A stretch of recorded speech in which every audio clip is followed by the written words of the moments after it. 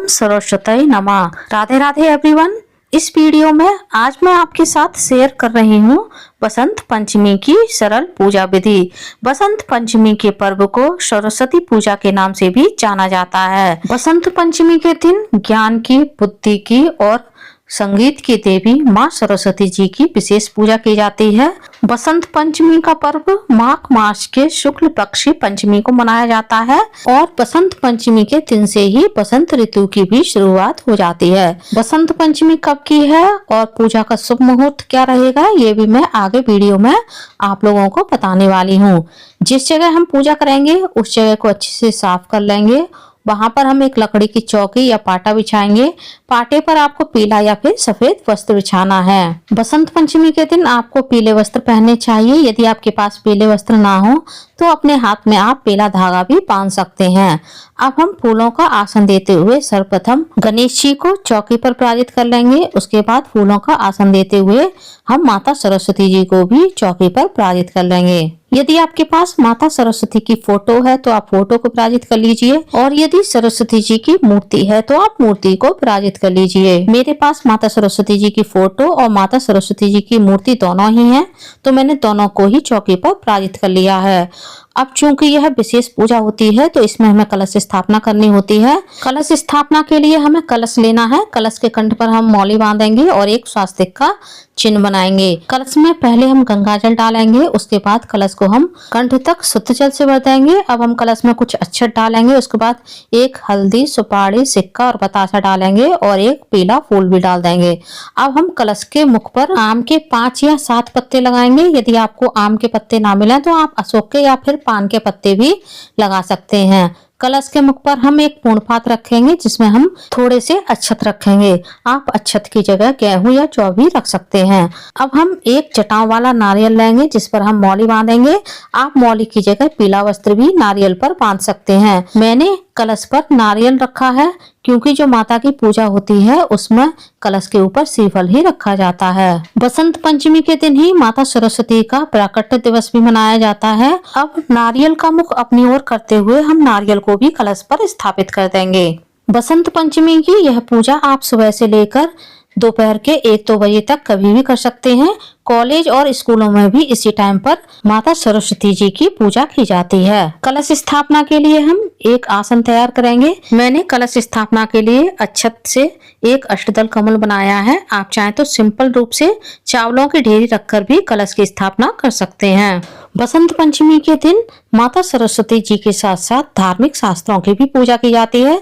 तो आपके पास जो भी धार्मिक शास्त्र हो आप उसे रख लीजिए। मैंने भगवत गीता को रखा है। साथ ही इस दिन बच्चों की नोटबुक्स, बुक्स और पेन पेंसिल भी पूजा में रखी जाती हैं और उनका भी विधिवत पूजन किया जाता है।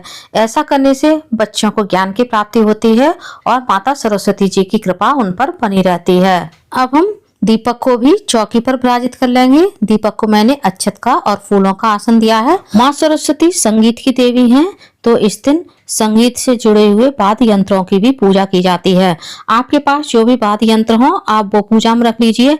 मैंने बांसुरी और घंटी को वाद्य यंत्र के रूप में पूजा में रखा है। आप शंख, गिटार, तबला, ढोलक, मजीरा, जो भी आपके पास वाद्य यंत्र हो आप पूजा में रख सकते हैं। सबसे पहले माँ सरस्वती जी की पूजा भगवान कृष्ण ने की थी और उन्होंने ही माता सरस्वती को वरदान दिया था कि बसंत पंचमी के दिन तुम्हारी विशेष पूजा की जाएगी।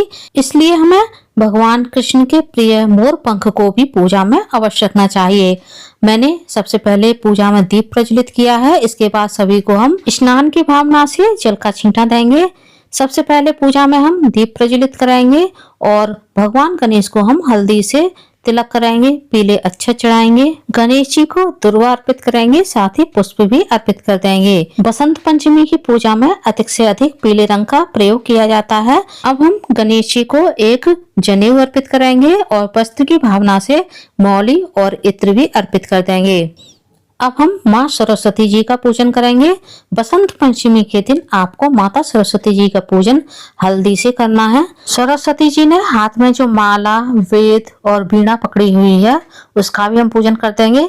यदि आपके पास कोई भी वाद्य यंत्र ना हो तो आप फोटो में जो माता सरस्वती जी ने वाद्य यंत्र पकड़ा हुआ है यानी वीणा पकड़ी हुई है, आप उसका भी पूजन कर सकते हैं। साथ ही हम कलश का और जो हमने धार्मिक शास्त्र, पेन, पेंसिल, नोटबुक और बुक्स रखी हैं उनका भी हम पूजन कर देंगे। हो सके तो आप इस दिन अपने बच्चों को भी इस पूजा में जरूर शामिल करें।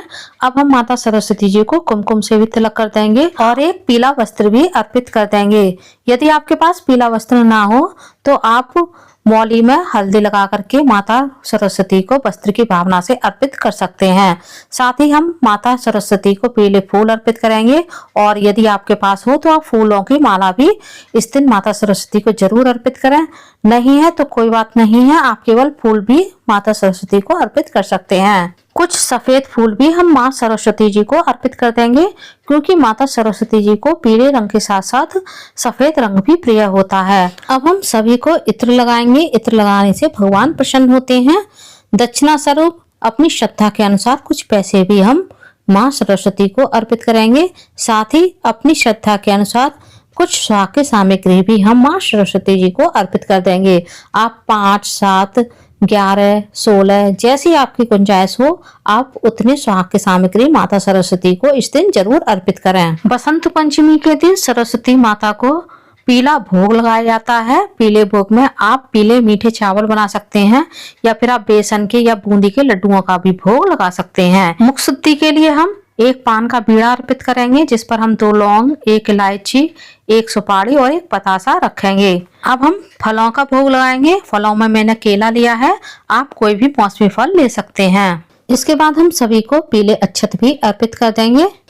बसंत पंचमी से मौसम सुहावना होने लगता है, प्रकृति में चारों ओर हरियाली होने लगती है, पुराने पत्ते झड़ने लगते हैं और पेड़ पौधों में नए पत्ते आने लगते हैं और मौसम में ना तो ज्यादा गर्मी होती है और ना ही ज्यादा सर्दी होती है। अब हम हवन करेंगे। इस दिन विशेष रूप से माता सरस्वती के नाम से हवन किया जाता है। हवन करने के लिए मैंने गाय के गोबर के उपले को जला लिया है जिस पर हम हवन करेंगे। पहले हम हवन कुंड का हल्दी से और अच्छे से पूजन कर देंगे। उसके बाद हम घी की 5 आहुतियां गौरी गणेश के नाम से देंगे। गौरी गणेश के बिना कोई भी पूजा अधूरी मानी जाती है। इसके बाद हम हवन कुंड में अग्नि प्रज्वलित करेंगे और जो हवन सामग्री होती है इससे हम आहुतियां देंगे। पहले गणेश जी के मंत्रों के साथ हम आहुतियां देंगे, फिर गौरी माता के मंत्रों के साथ आहुतियां देंगे। इसके बाद हम माता सरस्वती जी के नाम से 5, 7, 11, 21, 51, 108 जैसी आपकी श्रद्धा हो, जैसा आपके पास समय हो, आप उतनी आहुतियां हवन कुंड में माता सरस्वती जी के मंत्रों के साथ दे सकते हैं। बीच बीच में हम घी की भी आहुतियां देते रहेंगे जिससे हमारे हवन कुंड में अग्नि अच्छे से प्रज्वलित होती रहे। अब हम सरस्वती जी को 1 लौंग का जोड़ा, 1 इलायची और पतासे का भी भोग लगा देंगे। सन 2026 में 23 जनवरी को बसंत पंचमी का त्योहार मनाया जाएगा। अब हमने जो माँ सरस्वती जी को पीले चावलों का भोग लगाया है इसे भी हम हवन कुंड में समर्पित कर देंगे क्योंकि अग्नि के द्वारा जो भोग हम लगाते हैं वह सीधा देवी देवताओं तक पहुँचता है। यदि आपको आसानी से मिल जाए तो इस दिन आप सरसों के फूल और गेहूं की बाली भी माँ सरस्वती जी को जरूर अर्पित करें। हवन करने के बाद हम हवन की आचमनी कर देंगे और हवन की अग्नि को शांत करेंगे। अब हम हाथ में कुछ अक्षत लेकर के बसंत पंचमी की कथा को पढ़ेंगे या फिर सुनाएंगे। इस दिन आप सरस्वती चालीसा का पाठ कर सकते हैं या फिर आप सरस्वती जी के मंत्रों का भी जाप कर सकते हैं। सरस्वती जी की पूजा का शुभ मुहूर्त क्या है, ये शुभ मुहूर्त मैं स्क्रीन पर दे दूंगी, वहां से आप नोट कर लीजिएगा या फिर आप स्क्रीनशॉट भी ले सकते हैं। अब हम आरती करेंगे। मैं कपूर से आरती कर रही हूँ, आप चाहे तो घी के दीपक से भी आरती कर सकते हैं। पहले हम भगवान गणेश की आरती करेंगे, उसके बाद माता सरस्वती की आरती करेंगे। साथ ही कलश में हमने सभी देवी देवताओं का आवाहन किया है तो हम कलश देव की भी आरती कर देंगे और अब जल फेर करके हम आरती की अग्नि को भी शांत कर देंगे। इसके बाद चरण स्पर्श करके हम सभी से आशीर्वाद लेंगे और प्रार्थना करेंगे, माता सरस्वती मुझ पर, मेरे बच्चों पर, मेरे परिवार पर अपनी कृपा बनाए रखें।